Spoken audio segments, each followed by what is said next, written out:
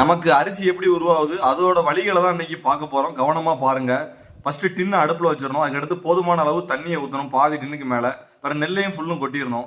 அதுக்கப்புறம் கபகபன்னு தீயை போடணும். முடிஞ்ச அளவு எவ்வளோ தீயை போடணுமோ தீயை போடணும். அடுத்து அவிஞ்சிட்டான்னு பார்க்கணும். அவிஞ்சிட்டான்னு எப்படி பார்க்கறதுன்னா, நெல்லை முதல்ல அள்ளி ரெண்டாக கீறி இருக்கும், நல்லா பிளந்து போய் இருக்கும் நெல். அப்படின்னா தான் அவிஞ்சிட்டுன்னு அர்த்தம். ரொம்பவும் குழஞ்சிடக்கூடாது, போதுமான அளவு. அதுக்கு எக்ஸ்பீரியன்ஸ் நிறையா இருந்தாலே போதும், நம்ம கவனமாக பார்த்துக்கலாம்.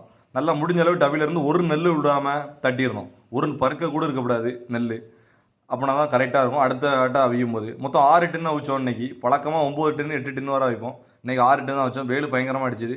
நல்லா மச்சில் கொண்டு முதல்ல காய போடணும். எதனால இது அவிக்கோம்னா ப்ராசஸ்ஸு நமக்கு அப்படின்னா தான் முழு நெல்லாக கிடைக்கும், முழு அரிசியாக கிடைக்கும். கடையில் பார்க்கிங்களா அரிசி, இது அவிச்சா மட்டும்தான் உடையாமல் இருக்கும். மில்லில் கொடுத்து பண்ணும்போது உடையாமல் இருக்கும். இல்லைன்னா நொறுங்கி போகும்.